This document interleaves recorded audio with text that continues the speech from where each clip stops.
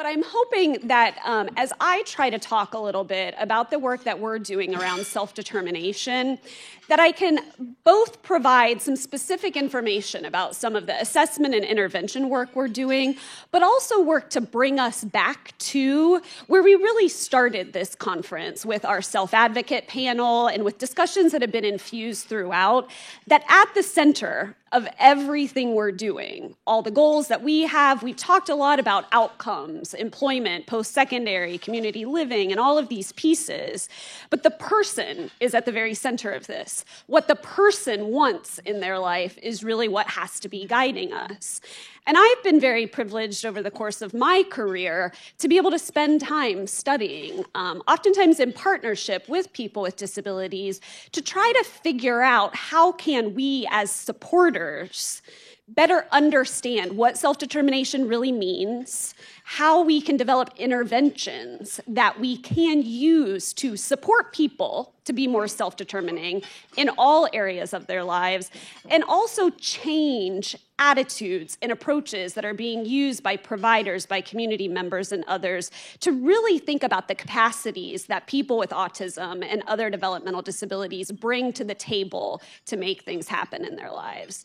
So that's the work that I do. You'll see from the title up on the slide on the screen, I have a very ambitious agenda for our lunch today, so I'm basically going to talk really fast. And I'm kind of known for doing that anyways, so be prepared. But I really want to walk you through how we're trying to approach really defining self-determination, thinking about interventions to promote it, and how this links to the bigger conversation related to outcomes. You know, Eric started us off by talking about outcomes, big pictures, and I think that this notion of self-determination is something that the disability community has really continuously highlighted is a key outcome and value that has to be driving what we're doing. So this really is a piece of that puzzle. And I would also argue that we've talked a lot about predictors of positive outcomes like employment, like post-secondary education, as well as factors that are going to be interventions to actually enhance those outcomes. And self-determination, we know, and I'll highlight some research, really can serve as a mediator. People that are more self-determined are more likely to be engaged in employment in post-secondary education. And so this really is something that we can leverage to try to predict and enhance those outcomes. Also, as I'll try to kind of weave through as we talk over lunch today, the term self-determination overlaps with a lot of other things. Some of you are going to think, oh, this sounds like self-regulatory interventions, metacognitive skills, goal setting, ways to kind of empower people. There's a lot of overlap in this. I use the term self-determination, and it's guided a lot of our work because this really was something that in the intellectual and developmental disability community, that community started using the term self-determination to argue for their right to be people that were driving what's happened in their lives. We've also seen this terminology used in the autistic advocacy community. So we really are working to use this empowerment-driven way of engaging people, but to also figure out as supporters what we can do to actualize this in the supports and services that we receive. So that's my lofty agenda for lunch. Aren't all of you glad that you hung around, that your flight wasn't earlier in the day, that you're not having to make chit-chat at your tables, but you get to listen? So I want to start. This is actually a quote from a self-advocate. When we were really thinking about kind of updating, modernizing some of our theoretical perspectives, some of our approaches to thinking about self-determination, we did a lot of interviews with folks with intellectual disability, autism, and other related neurodevelopmental disabilities to really talk about what self-determination meant to them. Because to ground a theory, to ground how we do this, we really have to understand where people are coming from. This is one of my favorite quotes. Self-determination is being able to talk about what you want in your life and set goals and dreams for yourself. You have to go do something or you won't be nothing at all. And I think the last part of this sentence in particular highlights something that for all of us, We've talked about this. We're striving towards outcomes. We have goals. We have visions for our future. We have steps that we take to get there, and how can we support others to do that? I also really want to highlight, too, that this quote from this particular advocate says self-determination is being able to talk about what you want. And that's the way a lot of people express their self-determination. But I really want to highlight a couple of things and kind of break down a couple of barriers that can come up in terms of how people think about self-determination. Self-determination is not simply being able to verbally express yourself. We've seen other examples of self-determination throughout this conference. Paul, if he's still in the room, and using his technology to communicate. People can communicate behaviorally. There are a lot of ways that we can be self-determining and make things happen in our lives. Also, self-determination is not the same as independence. These terms are often used interchangeably, especially in service systems. But independence is doing something by yourself. And we've actually heard and used that term throughout our 2 days together here. But I would push that what we're actually talking about is interdependence. And self-determination is rooted in notions of interdependent. To make things happen in your life, it is not about doing it yourself. I consider myself a pretty self-determined person. I'm guessing that most of you in this room probably do as well. I do very few things in my life without some support. Getting here today, the Autism Speak staff was instrumental in making my travel arrangements, getting me here. My team back at KU helped me put together the slides because I'm terrible with technology. Again, there are constantly supports that we're using, but I have agency and I have input into how those pieces are structured in my life in a way that works for me, that is aligned with where I'm going.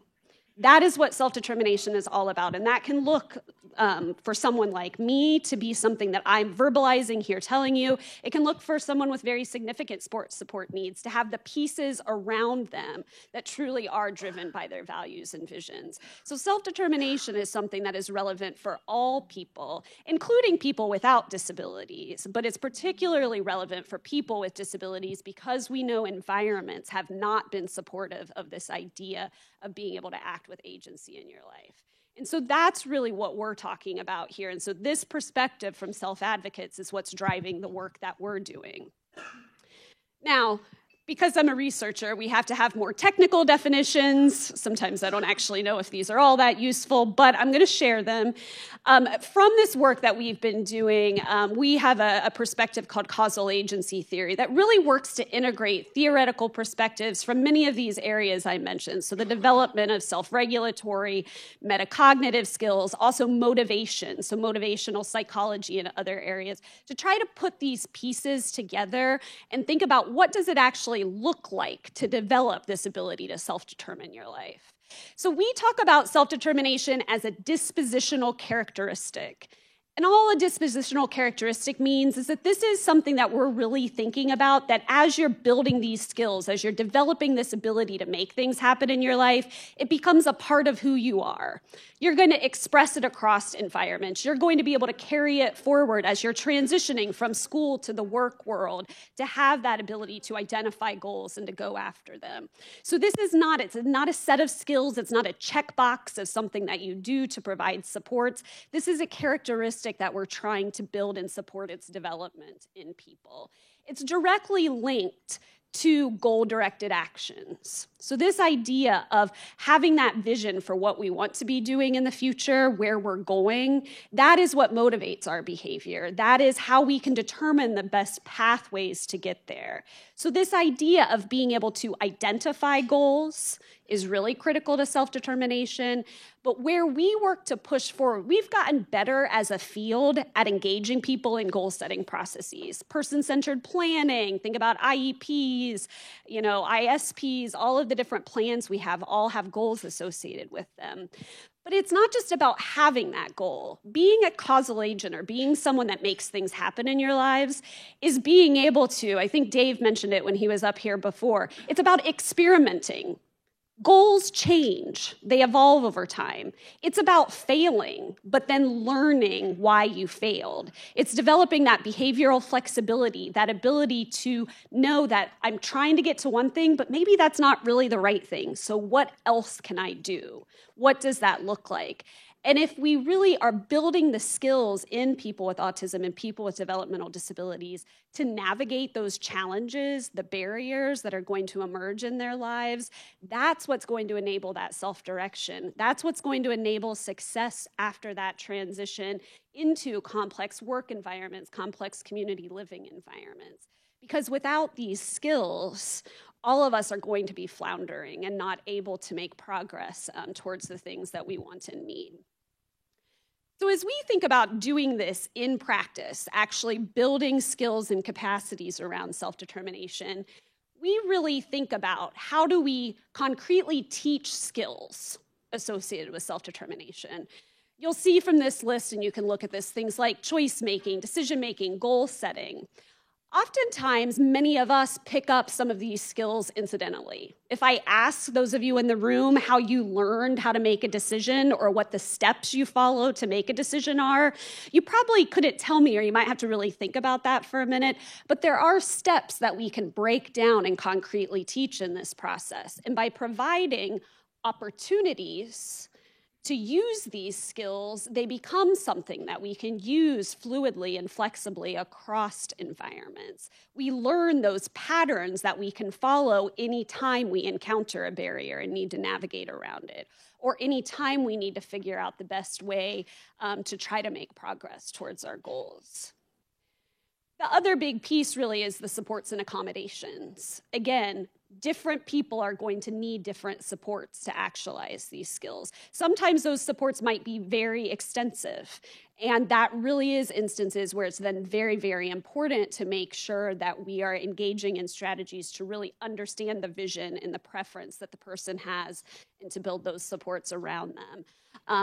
So it's going to be very important to think about these pieces of teaching, creating opportunities, and providing supports. Now, some of you may be asking, well, why is Carrie standing up here and talking about these things? We know that these are important. I don't think that I'm having to convince any of you in the room that having the ability to identify goals, to go after goals, is an important area. But what I can tell you is that when we really think about actually measuring where people are with these skills and intervening to build them, that we know that this actually impacts outcomes. We have several studies, and I'm happy to share more specific details with anyone that might be interested, but both as a predictor, meaning that level of self-determination as predicting things like achievement in school and then post-school outcomes, as well as directly from intervention studies. When we build these goal-setting, problem-solving attainment skills in young people, that they then go on to have better outcomes.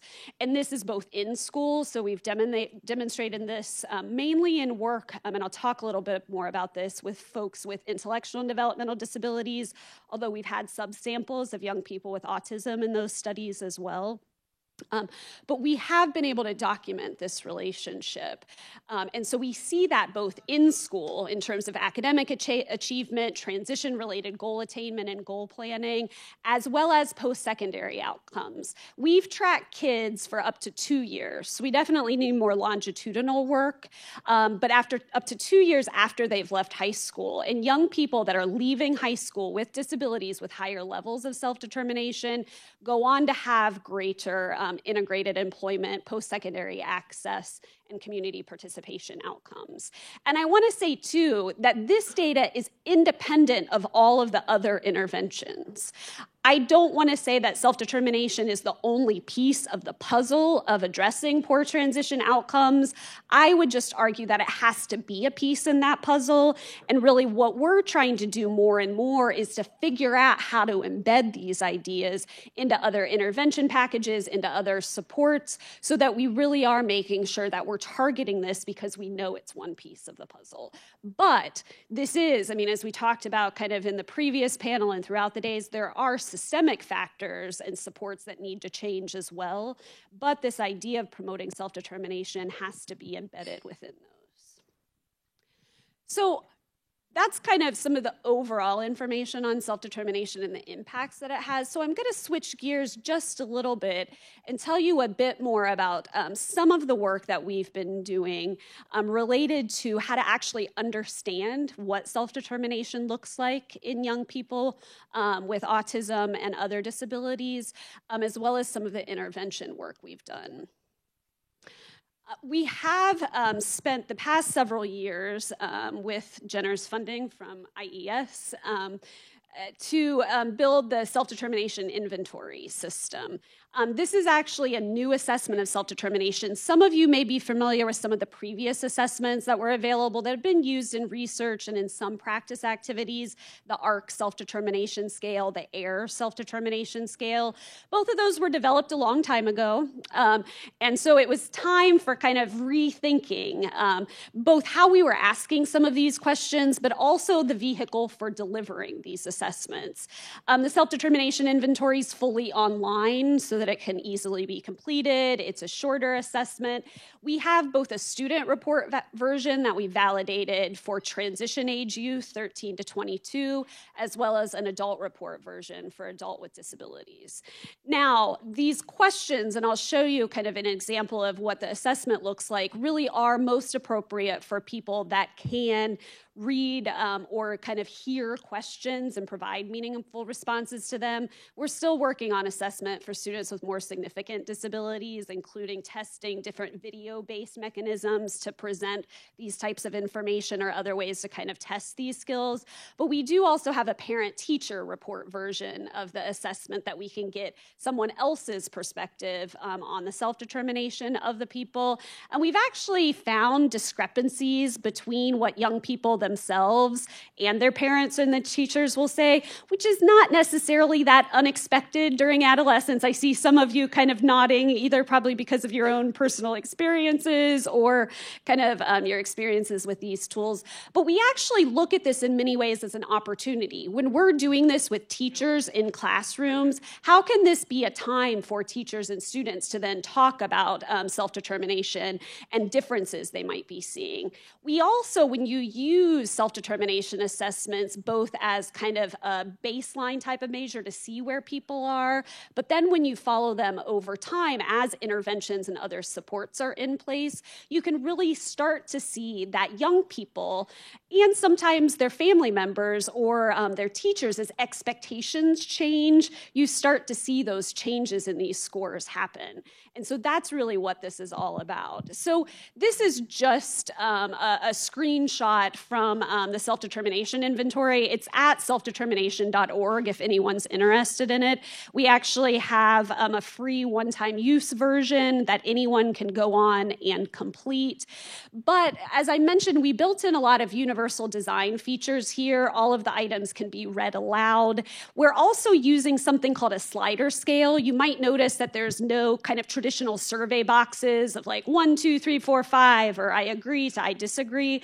There's more and more research suggesting that for people that have cognitive disabilities or cognitive-related support needs, making those distinctions is hard. It's hard for all of us. How many of you struggle on those surveys to know the difference between somewhat agree and very much agree? So this provides a mechanism, and the computer then scores it automatically so that the person can click on here, and there's different shadings based on the level of agreement. So we've actually found in some of our research that this has promoted accessibility for people with cognitive related needs and more significant support needs. Also, because of the online delivery mechanism, we've been able to have this now be a vehicle where feedback can be directly provided to the young person or to the parents or teachers that are involved. We have a report guide that provides an individualized report on kind of where students are in these different areas of self-determination.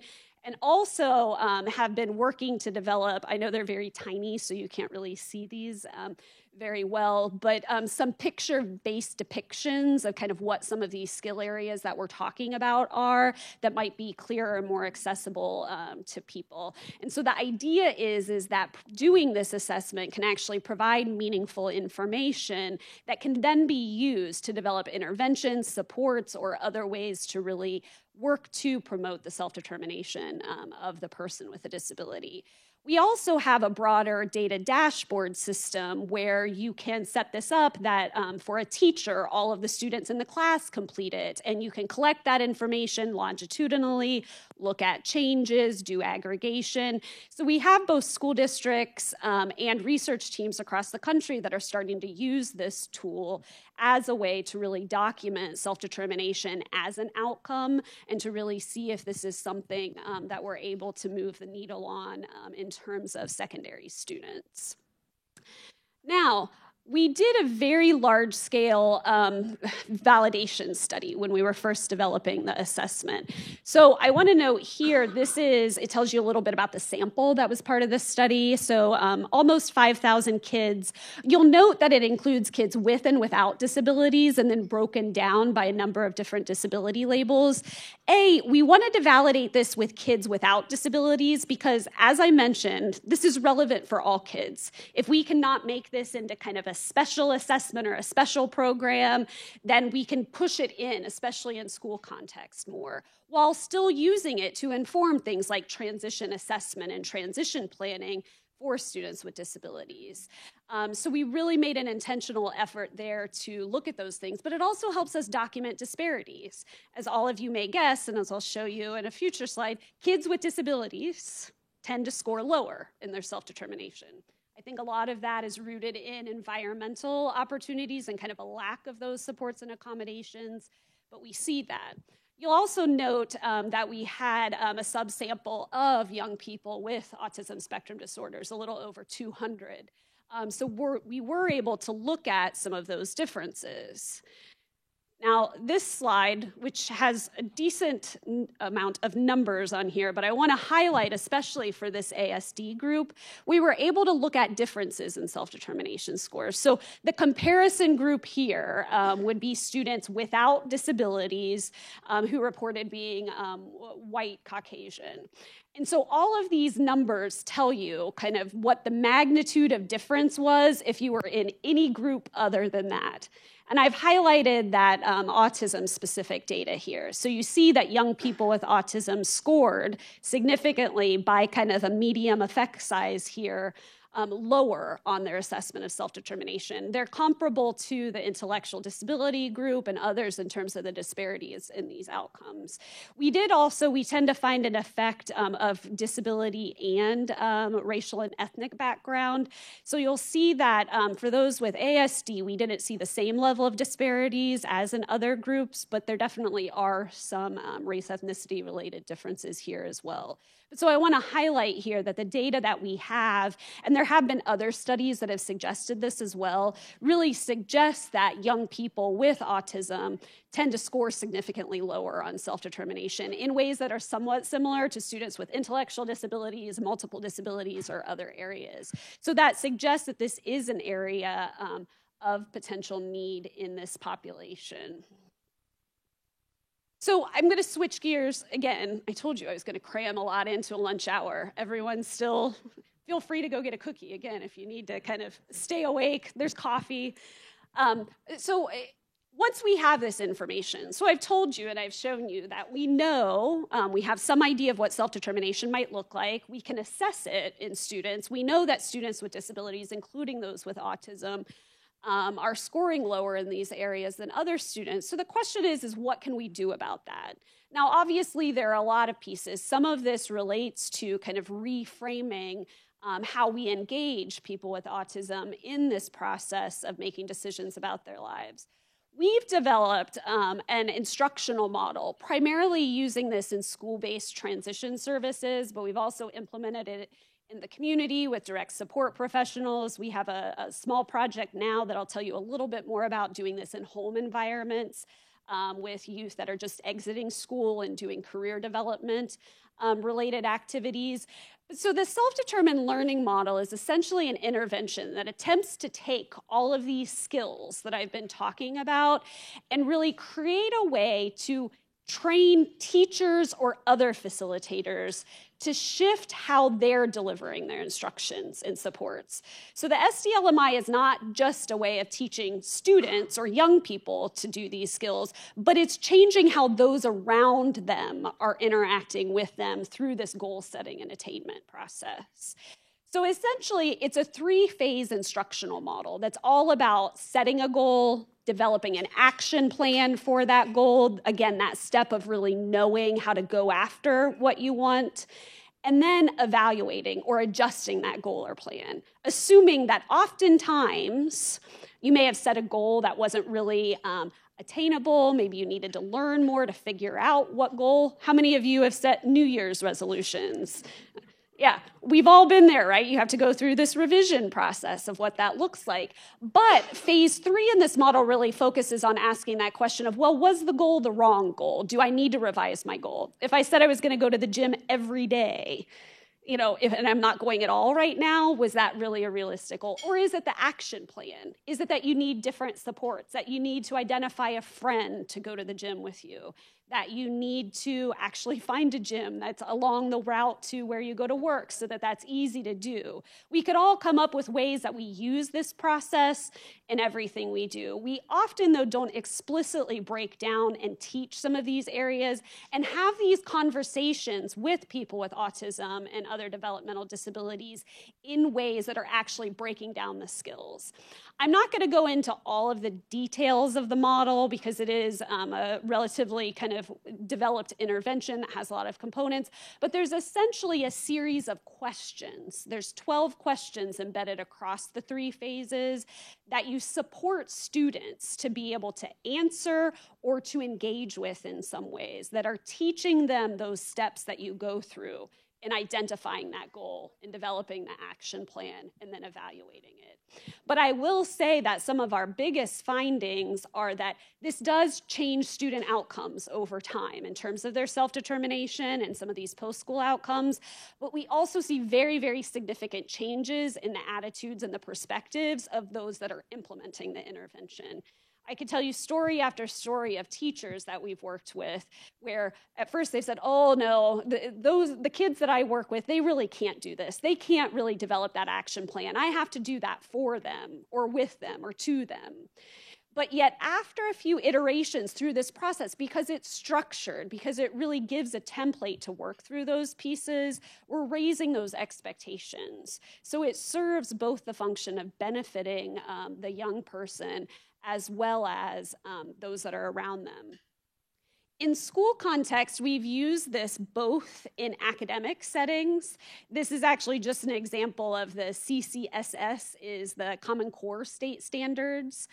We found that a great way to get students with disabilities access to self-determination instruction is to both embed this in transition planning and then in those post-school supports, but to also think about how can we do this in general education core content classes where a lot of students are actually being served. So if we're getting this information to all students and we can convince both general educators and special educators of the relevance of these skills, they can embed this in the work that they're doing.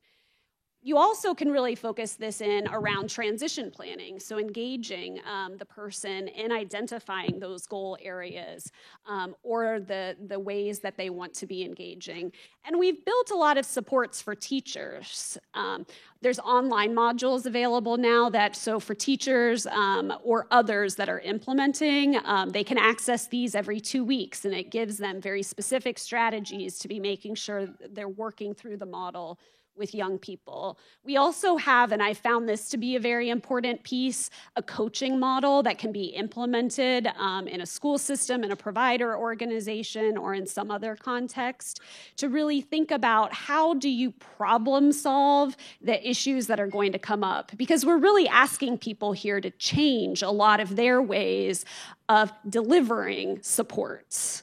And so how can we actually coach people through that process? So we have a framework for doing that as well. This is actually just to share a little bit about a project we have right now that we're evaluating the differences at a school-wide level doing this with students with and without disabilities. We're kind of comparing the difference between teachers that are just getting online supports and teachers that are getting this additional coaching support. We hypothesize that the coaching support is going to make more of a difference. But what I want to highlight here are a couple of things. You'll see the box that says teacher results.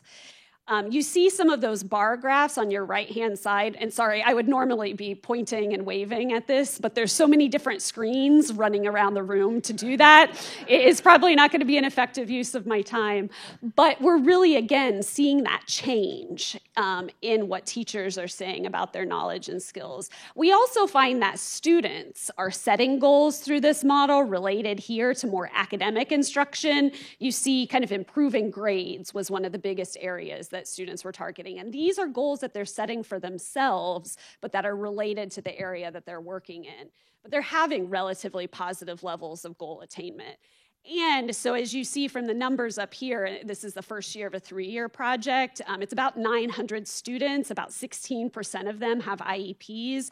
And so we have a decent sample, a subsample in here of young people with autism because a lot of them are receiving a lot of their core content in these inclusive general education classes. So we're going to be really excited to continue to be looking at some of those differences there. I think one of the things, and I'll highlight this a little bit more, is that we're finding that, at least in our previous work where we've tried to tease out some of the disability-related differences, we see similar patterns of growth, but perhaps different supports that might be needed for some people based on some of their disability-related needs. But we're finding that you really can, I mean, again, with some of the conversations about scaling up and how to kind of push these things into systems, that by working to make these ideas, especially in the school context, as something that's relevant for all kids, with more supports for students that might need them to access these skills, and then thinking about how we can blend providing access to this information in inclusive academic types of environments, because all students are going to have to get academics in secondary schools, as well as how we can be doing this in the context of transition planning, is something that can have that impact. Now, I want to also tell you a little bit more about a couple of implementations or ways to really think about how to use self-determination as a way to change some of these outcome trajectories for young people with disabilities. We have been pretty involved in the state of Rhode Island, which was under a consent decree with the Department of Justice because of over-reliance on sheltered work environments for adults with disabilities. But one of the things that some of you may know about that consent decree that was really powerful about it was that they also identified transition age youth with intellectual disability as a target population. They recognize that there is a pipeline to employment. And if the expectation is only one type of employment outcome, being that you go to a sheltered workshop, that is going to be the most likely trajectory, because that's the expectation of the system. And so one of the ideas was, can we do things in transition services for young people with intellectual and developmental disabilities to change that trajectory? And because of the evidence around self-determination, that was one of the interventions that was used. I'm going to go really quickly through some of these details. So again, just stop me or email me afterwards if you have questions. But we worked with about 350 kids with intellectual and developmental disabilities. There were actually about 45 kids in that sample that had autism, and I'll show you a specific graph from them in a minute. But all of the kids that were a part of this project, a part of this kind of addressing of the consent decree, received this self-determined learning model that we talked about, with a specific focus on how do we use this with students with a wide range of support needs to promote employment goals that were consistent with their visions for the future, not with what the school system had identified as the vision, but what their vision for the future was. And that involved getting information from their family, from their communities, leveraging those resources and other pieces. We also added in a second intervention called Whose Future, which is transition planning, a much more scripted curriculum that kind of goes through all of the areas that you're thinking about in transition planning. It takes more teacher time and effort. So one of the goals of this study was to actually figure out if more intensive intervention, so if actually implementing and giving more to kids led to different or better outcomes. So it kind of asked that question, especially from a school or a service delivery perspective of how much is enough to get to the outcomes that we want to be moving towards. Now, I know we have at least some data geeks in the room, so maybe these graphs will appeal to you. For others, you're probably going to be like, what are all of these strange things on here? But let me tell you, this shows over 2 years of the project student-related outcomes. But I want to highlight a couple of things. Things looked very different in the first year than in the second year. I think this tells us that especially for students, these were students with intellectual and developmental disabilities, including some with autism, who had pretty significant support needs. So we really had to individualize a lot of these intervention approaches. There was a lot of kind of picture-based or technology-driven communication around this goal-setting process. It takes we need to get into that second year of having repeated exposure to and opportunities for this goal-setting process before we're seeing that change. This really highlights, we're very hampered oftentimes by our short-term data collection to really understand how that change operates over time.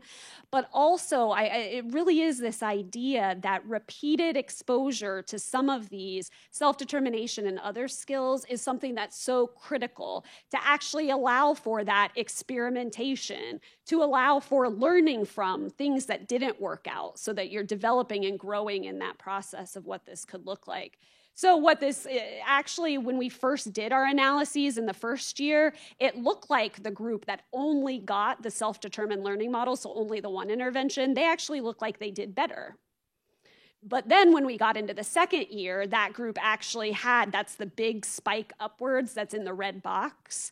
So it turns out that the more intensive intervention actually led to significantly greater outcomes, but we didn't detect that or understand that until the second year, at least for self-determination outcomes. We did see in the first year other differences related to teacher perceptions and to kind of access to vocational experiences. So there was clearly something happening here that was leading to these outcomes.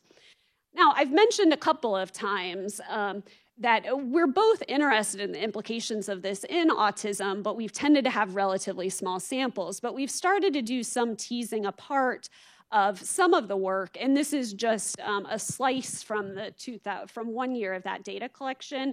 So the black line are students that also have autism spectrum disorders, so they would have both intellectual disability and ASD, and the other line is just students with intellectual disability or that are just receiving services under the intellectual disability label. So we're seeing similarities in how students are responding during this year to the intervention. So we think this is promising, but there's of course a need to do some deeper digging into this. This is of course collapsed aggregate data for all students. There's going to be some students that responded really well, other students that didn't respond as well, and we need to really start looking into those factors and how that looks. We've also begun some pilot work specifically targeted on young people with autism. One of the things that we've found in our work is that accessing students with autism for directed transition planning interventions using the SDLMI or other interventions is sometimes a bit more challenging than some of the other groups. In that students with intellectual disability may be in a certain class environment, we're kind of able to deliver this instruction there, but students with autism might be spread through a variety of general education classrooms doing other kind of instructional supports, and so we are not always capturing them in our studies. So we actually, after talking with some of the advocates that are part of our advisory board as a center, we were talking about, well, would it be more useful to do some of this in the home environment or in a work environment when a young person is already starting to have some of those experiences. So we have a small project using the self-determined learning model of instruction with 16 to about 26-year-olds with autism, either going in and working. So we have trained facilitators that are using the self-determined learning model and either going into the home environment to really set goals related to kind of career design and work-related skills, or actually going into the work environment for young people that are working and kind of developing goals and using this same process. So this would involve working to set goals, develop action plans, and then evaluate progress related to what the young person wants to do with their career. And this is really kind of based in the idea of career design, which is that our target here and how we talk about this is not just to get a job, to hit a certain outcome and then check the box that we're done, but to recognize that especially in today's economy, in today's day and age, that careers change, that you are going to have to problem solve moving from one job to another job, planning for opportunities to advancement, even, anticipating and addressing careers that none of us can envision being here in 20 years because of how quickly the world is changing. So the focus is very much around this idea of building those key skills related to knowing your interest, knowing how to navigate around kind of new opportunities or challenges that emerge, and doing that. So these are just some of the kind of areas of goals that the young people, and this is a project with 21 young people. So it's a relatively small sample, but this just gives you a sense of some of those self-directed goals that have come up through the process. All of them kind of relate to various things that either are directly job-related or something that can support them in building that kind of career design perspective. So building those organizational strategies or skills that might relate to that.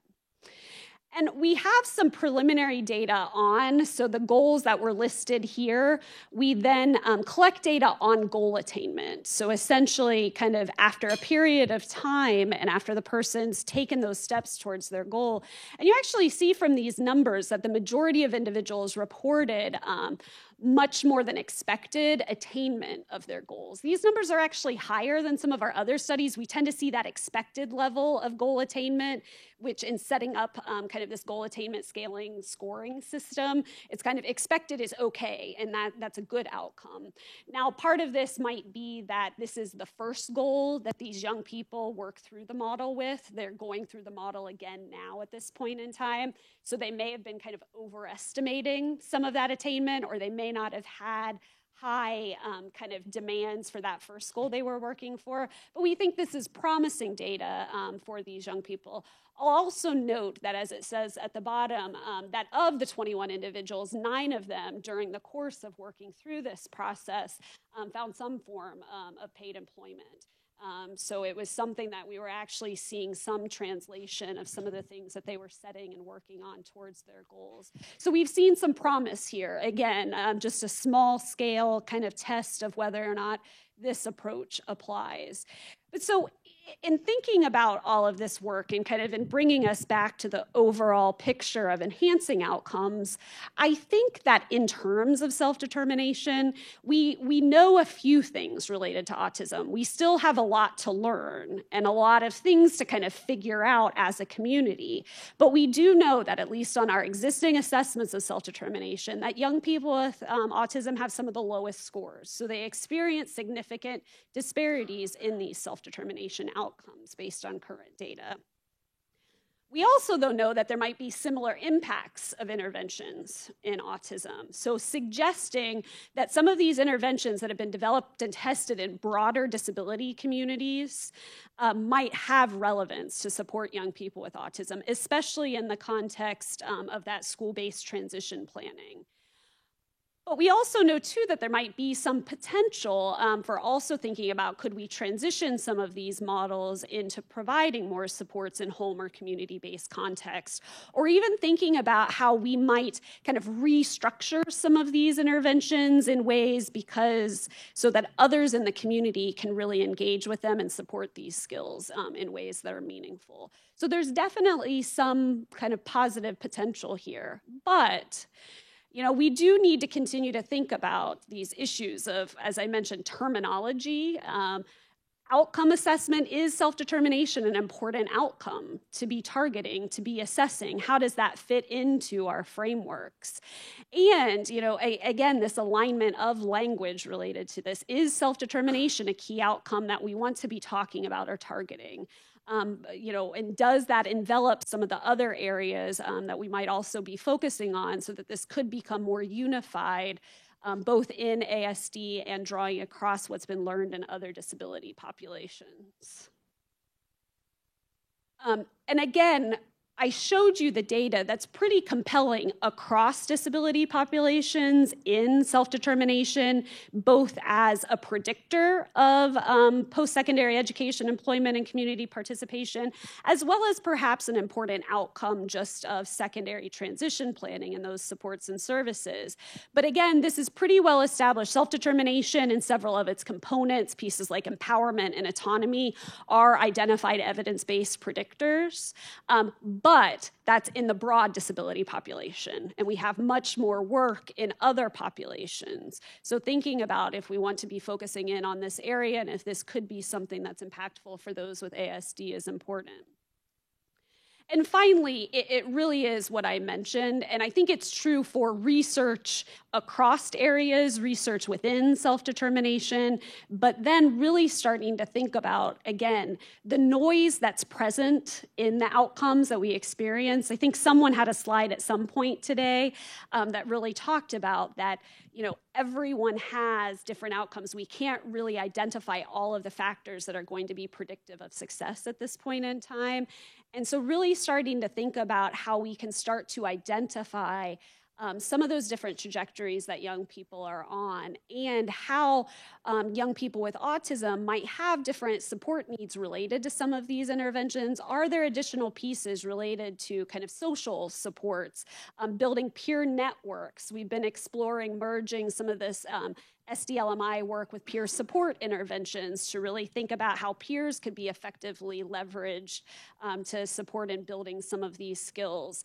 Because again, self-determination, from my perspective, is something that is critical in all of the areas that we're working to promote outcomes, but how do we make sure that we're really thinking systematically about that and thinking systematically in ways that we can very much embed that into what we're doing? And really, just to close, I feel like we've actually already heard this repeatedly through our time together, starting with our self-advocate panel at the very beginning of the conference, through other things that have been saying.